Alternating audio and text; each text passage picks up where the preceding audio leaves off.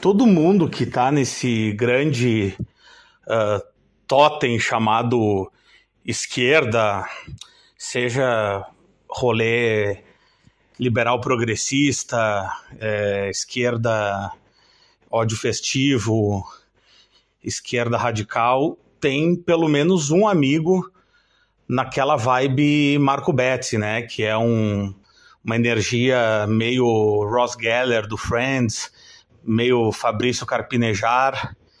Você sabe, né?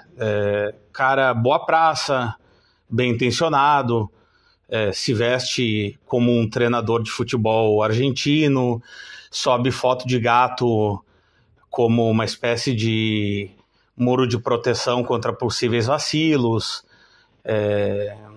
conta uma história triste, sobe mais uma foto de gato e atrai um monte de menininha ali que acha o gato bonito e tal, você sabe, né? Aquele amigo que é um cara legal, assim, porém tu vê todos os stories da pessoa e tu tem vontade de dar um tiro, assim.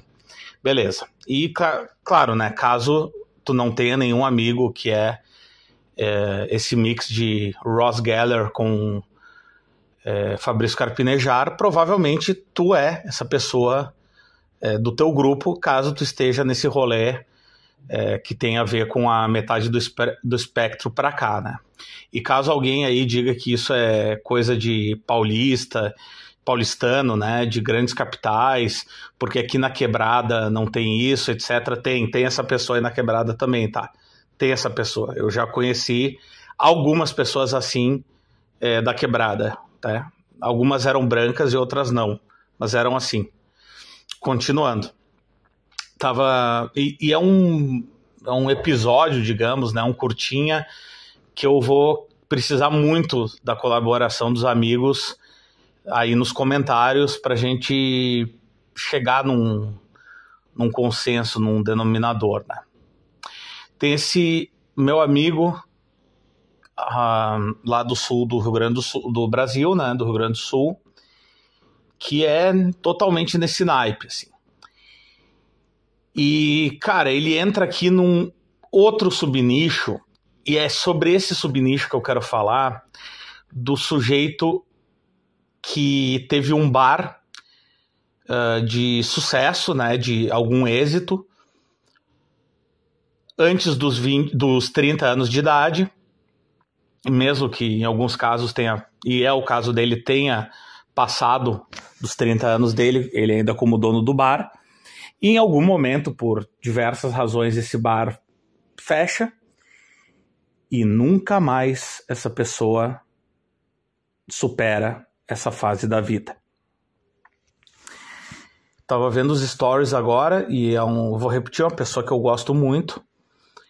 Ele montou uma empresa de publicidade com um nome que não é o mesmo nome do bar, mas é um nome diretamente relacionado. O logotipo é absolutamente igual, mas com outro nome. Para dar um exemplo do que seria algo do tipo, se o nome do bar, não é isso, tá? Mas se o nome do bar fosse engenharia e depois muda para arquitetura. É do lado o suficiente assim, tá? E, mano, não é a primeira pessoa que eu conheço nesse molde. Eu já devo ter conhecido pelo menos, cara, sei lá, umas 10, 12 pessoas assim. E tem uma parada que é muito, muito característica que eu comecei a ver. Muitas vezes, essa pessoa assume o nome ou a estética desse lugar como uma espécie de logotipia, logomarca, vetorizadora da própria vida, porém, muitas vezes essas pessoas não foram nem sequer as primeiras proprietárias desse bar. Então não foi nem como se fosse uma ideia original dela. Tipo, não, eu gostava do nome tal, para mim tem tal significação, tem um simbolismo pessoal esotérico por trás disso, e assim eu acredito nisso como logomarca, o que faz muito sentido. Só que nesse caso que eu tô falando, e em outros casos que eu vi, não é isso.